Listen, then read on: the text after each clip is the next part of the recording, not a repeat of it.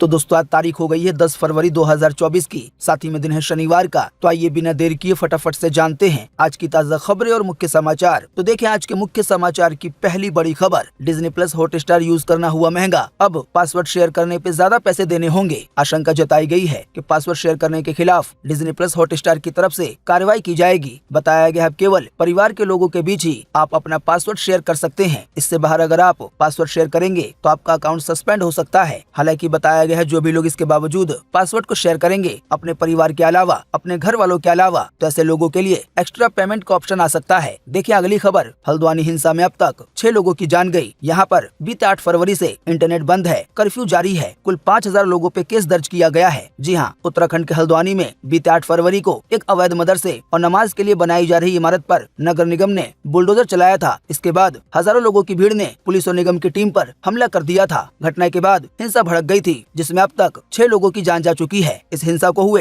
48 घंटे से ज्यादा हो चुके हैं। प्रशासन ने इलाके में इंटरनेट बंद कर दिया है। पूरे 3 दिन से बन भूलपुरा में कर्फ्यू लगा हुआ है। लोगों को घर से निकलने की मनाही है। हालांकि बताया गया है आज 10 फरवरी को जो कर्फ्यू लगा है उसमें थोड़ी बहुत छूट दी जा सकती है। वहीं बताया गया इसी बीच प्रशासन ने अब तक 5000 दंगाइयों पर FIR दर्ज की है। इसी कड़ी में 4 लोगों को गिरफ्तार भी कर लिया गया है। वहीं इसी बीच ताजा जानकारी के मुताबिक हल्द्वानी के बाद यूपी के बरेली में भी बड़ा हंगामा हुआ है। जैसा कि आप देख सकते हैं अपनी स्क्रीन पर कि हल्द्वानी में हिंसा के बाद बरेली में हुआ हंगामा और पथराव। जी हाँ, उत्तराखंड के हल्द्वानी में भड़की हिंसा के बाद अब उत्तर प्रदेश के बरेली में भी हंगामा हो गया है। पथराव में लगभग 4 लोग जख्मी हुए हैं। इत्तेहाद मिल्लत काउंसिल के राष्ट्रीय अध्यक्ष तौकीर रजा ने घटना के विरोध में गिरफ्तारी देने का ऐलान किया है। जानकारी के मुताबिक इसी बीच तौकीर रजा ने एक बड़ा बयान दिया। उन्होंने कहा कि जुल्म और ज्यादती की हद हो गई है। अगर हुकूमत दंगा फसाद कराना चाहती है तो हम तैयार हैं। साथ ही में उन्होंने ये भी कहा हमें बहुत छेड़ा गया है, अब छेड़ोगे तो छोड़ेंगे नहीं। साथ ही उन्होंने विश्व हिंदू परिषद और बजरंग दल पर पाबंदी लगाने की भी मांग की है। आसान शब्दों में कहें तो अभी देश के 2 जगहों पे माहौल हल्द्वानी में और बरेली में काफी तनावपूर्ण है। वहीं आपको बता दें ये माहौल बिगड़ना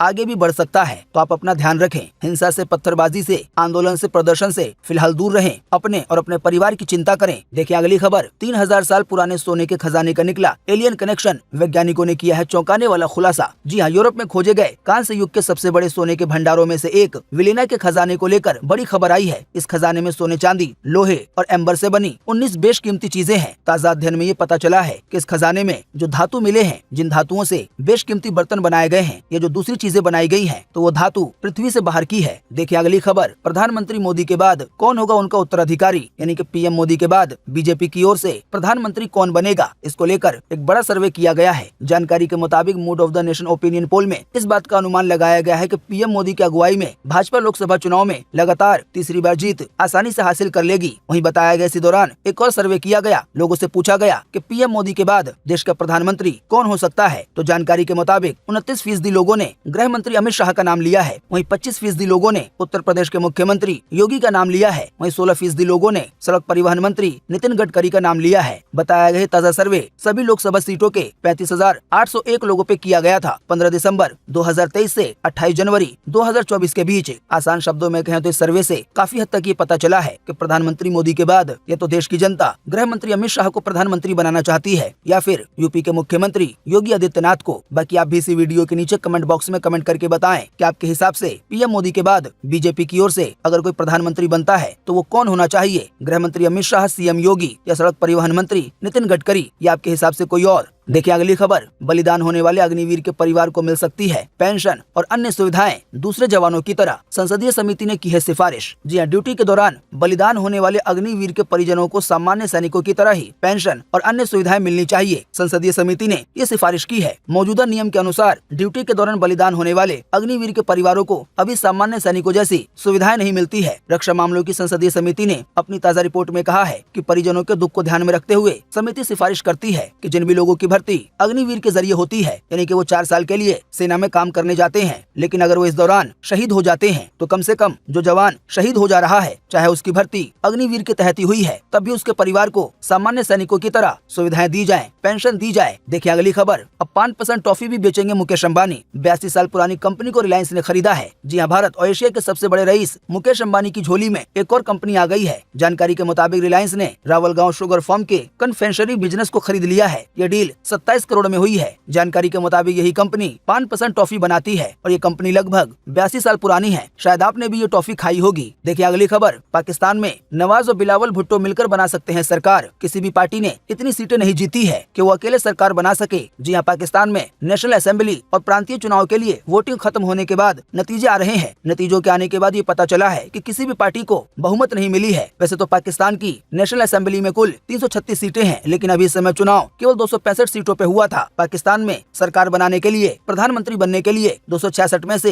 134 सीटों पर जीत की जरूरत है। हालांकि अभी हाल ही में जो चुनाव हुआ है, तो इस चुनाव में इमरान खान की पार्टी तहरीके इंसाफ को 99 सीटों पे जीत दर्ज हुई है। वहीं नवाज शरीफ की पार्टी मुस्लिम लीग को 71 सीटों पे जीत दर्ज हुई है। वहीं पाकिस्तान की पीपल्स पार्टी, जिसके मुख्य बिलावल भुट्टो हैं, उनको 53 सीटों पे जीत दर्ज हुई है। आसान शब्दों में कहें तो किसी भी पार्टी ने इतनी सीटें नहीं जीती है कि वो अकेले सरकार बना सके। हालांकि इसी बीच ये बड़ी खबर आ रही है कि नवाज शरीफ और बिलावल भुट्टो मिलकर सरकार बना सकते हैं। हालांकि बताया गया इसी बीच खैबर पख्तूनख्वा समेत पाकिस्तान के कई इलाकों में हिंसा फैल गई है। जेल में कैद इमरान खान की पीटीआई और बिलावल भुट्टो की पार्टी ने कई सीटों पर धांधली करने के आरोप लगाए हैं। कुल मिलाकर आसान शब्दों में कहें तो इमरान खान काफी समय से कई आरोपों में जेल में बंद होने के बावजूद भी चुनाव में सीट जीतने की रेस में सबसे आगे हैं। देखिए अगली खबर, इजराइल हमास सीज फायर के लिए जंग रोकने के लिए नई पहल हुई शुरू। अभी हाल ही में सऊदी अरब में 4 देशों के फॉरेन मिनिस्टर ने मीटिंग की है। वहीं हमास ने बयान दिया है कि जंग को जल्द से जल्द रोका जाए। बताया गया इजराइल और हमास के बीच नवंबर के बाद एक और सीज फायर की उम्मीद जिंदा हो गई है। दोस्तों, सीज फायर जंग रोकने को कहते हैं। सीज फायर के तहत कई दिनों तक या काफी समय के लिए जंग को रोका जाता है। हालांकि इसमें कुछ शर्तें होती हैं दोनों पार्टियों की। इसी बीच बताया गया है कि सऊदी अरब की राजधानी रियाद में बीते गुरुवार रात यूएई, कतर और जॉर्डन के फॉरेन मिनिस्टर्स की मीटिंग हुई है। अभी ये मीटिंग एक बार और होगी। देखिए अगली खबर, लोकसभा में आज राम मंदिर की प्राण प्रतिष्ठा पे हो रही है चर्चा। जी हाँ, बजट सेशन के आखिरी दिन आज शनिवार को लोकसभा में राम मंदिर पर धन्यवाद प्रस्ताव रखा जा रहा है। बताया गया इसी बीच आज शाम 5 बजे प्रधानमंत्री मोदी भी पूरे देश के लिए एक भाषण दे सकते हैं। जाहिर बात ऐसे में पीएम मोदी की ओर से कई तरह के नए बयान और कई नए ऐलान किए जा सकते हैं पीएम मोदी को लेकर। देखिए एक और खबर, पीएम मोदी बोले 2014 से पहले देश कंगाली की राह पर था। जानकारी के मुताबिक ग्लोबल बिजनेस समिट में पीएम मोदी ने स्पीच देते हुए कहा कि अब भारत का समय है, हमारा एक्सपोर्ट बढ़ रहा है, दूसरे देश हमसे सामान खरीद रहे हैं और हमारे देश की महंगाई कम हो रही है। दोस्तों, आप इसी वीडियो के नीचे कमेंट बॉक्स में कमेंट करके बताएं कि क्या सच में महंगाई कम हो रही है या नहीं। पीएम मोदी को लेकर देखें एक और खबर कि पीएम मोदी ने सांसदों से कहा, साथ में चलिए, सजा नहीं दूंगा। बसपा, टीडीपी, भाजपा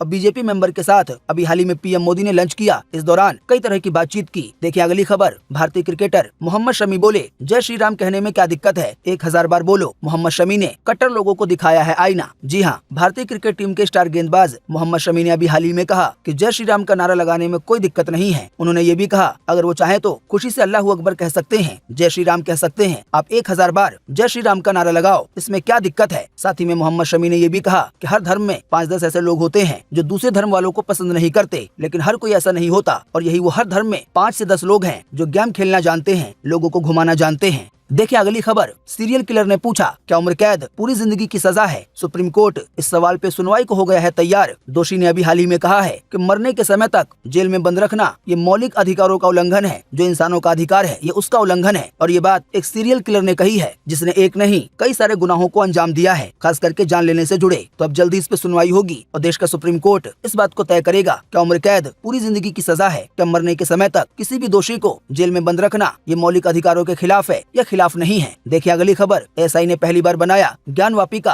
प्रमाणिक नक्शा। कहा इससे पहले कल्पना और बातचीत पर ज्ञानवापी का नक्शा आधारित था। जी एसआई की टीम ने, जिसने अभी हाल ही में ज्ञानवापी का सर्वे किया, उसने ज्ञानवापी का जो ज्ञानवापी परिसर है, जो ज्ञानवापी मस्जिद है, उसका प्रमाणिक नक्शा बनाया है। यानी कि सबूतों के साथ हर चीज की जांच पड़ताल करने के बाद एसआई ने कहा है कि अभी से पहले जो भी नक्शे बनाए गए जिस भी दौर में, तो वो केवल लोगों से पूछ के बनाए गए थे। देखिए अगली खबर, भारत म्यांमार बॉर्डर सील करने के विरोध में पूर्व उत्तर राज्य आए सामने। मिजोरम और नागालैंड के मुख्यमंत्री भी है इसके खिलाफ। अभी हाल ही में अमित शाह ने घुसपैठ की वजह से भारत म्यांमार का बॉर्डर सील कर दिया है। जी हाँ, देश के 4 राज्यों से लगी म्यांमार सीमा सील करने के केंद्र सरकार के फैसले को लेकर पहाड़ और घाटी 2 हिस्सों में बंट गए हैं। घाटी के लोग खुश हैं, वहीं पहाड़ साइड के लोग विरोध में हैं। यहाँ तक कि मिजोरम और नागालैंड के मुख्यमंत्री भी विरोध में आ गए हैं। बताया गया जल्दी केंद्र सरकार का ये जो फैसला है कि भारत और म्यांमार का जो बॉर्डर सील कर दिया गया है, इसके खिलाफ आंदोलन किया जाएगा। देखिए अगली खबर, 2024 लोकसभा चुनाव में 97 करोड़ वोटर्स होंगे। इलेक्शन कमीशन ऑफ इंडिया बोला, यानी कि चुनाव विभाग 2 करोड़ नए मतदाता जुड़े हैं। साथ ही बताया बीते 5 साल में महिला, युवा और दिव्यांग वोट डालने वाले बढ़े हैं। महिलाओं में जागरूकता आई है, महिलाएं भी अब वोट डालने आती हैं। आसान शब्दों में कहें तो इस बार 2024 के लोकसभा चुनाव में कुल 97 करोड़ लोग वोट डालेंगे। देखिए अगली खबर। आरबीआई के एक्शन की वजह से पेटीएम में मची है खलबली। अभी हाल ही में पेटीएम पेमेंट्स बैंक के 2 डायरेक्टर्स ने दे दिया है इस्तीफा। जल्दी पेटीएम का पेमेंट्स बैंक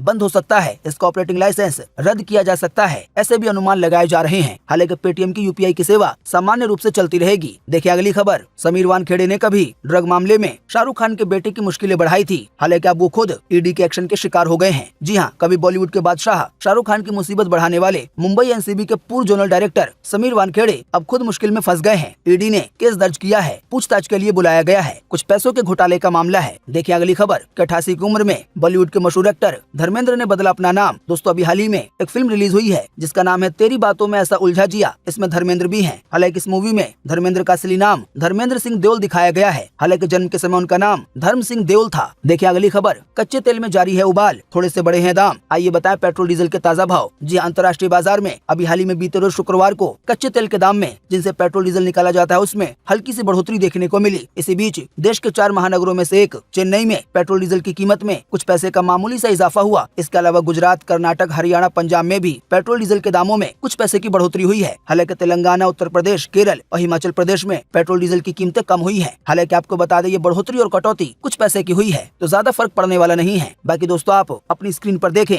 दिल्ली, मुंबई, चेन्नई, कोलकाता, नोएडा, गाजियाबाद, लखनऊ, पटना यानी कि देश के मेन शहरों के ताजा भाव पेट्रोल और डीजल के। देखिए अगली खबर। बड़े मियाँ छोटे मियाँ का मेकिंग वीडियो आया सामने। अक्षय कुमार और टाइगर श्रॉफ की जोड़ी जबरदस्त एक्शन करते हुए दिखी। ये फिल्म ईद के मौके पर रिलीज होगी इस साल। देखिए अगली खबर। ट्रोलिंग से परेशान अंकिता लोखंडे ने डिलीट किया अपना सोशल मीडिया अकाउंट। बोली सोशल मीडिया स्ट्रेस से बचने के लिए ये कदम उठाया है। देखिए अगली खबर। जया बच्चन बोली अमिताभ बच्चन को कभी भी मैंने यानी कि अपने पति को कभी तुम नहीं कहा। अपने नातिन काव्या से कहा पार्टनर की इज्जत करना है जरूरी, आज की जनरेशन में इसकी कमी है। जी हाँ, जया बच्चन ने कहा है कि उन्होंने आज तक अपने पति अमिताभ बच्चन को कभी भी तुम कह के नहीं पुकारा, हमेशा आप कहा है। अमिताभ बच्चन को लेकर देखिए एक और खबर कि अमिताभ बच्चन पहुंचे फिर से रामलला के दर्शन को। अमिताभ बच्चन ने कहा आस्था ने फिर बुलाया और हम खींचे चले गए। देखिए अगली खबर। क्रैक मूवी का ट्रेलर हुआ release. High intensity action scenes करते दिखे विद्युत जामवाल। विद्युत जामवाल की यह फिल्म 23 फरवरी को रिलीज होगी। तो दोस्तों उम्मीद करते हैं कि आज की इस वीडियो से आपको काफी कुछ जानकारी मिली होगी।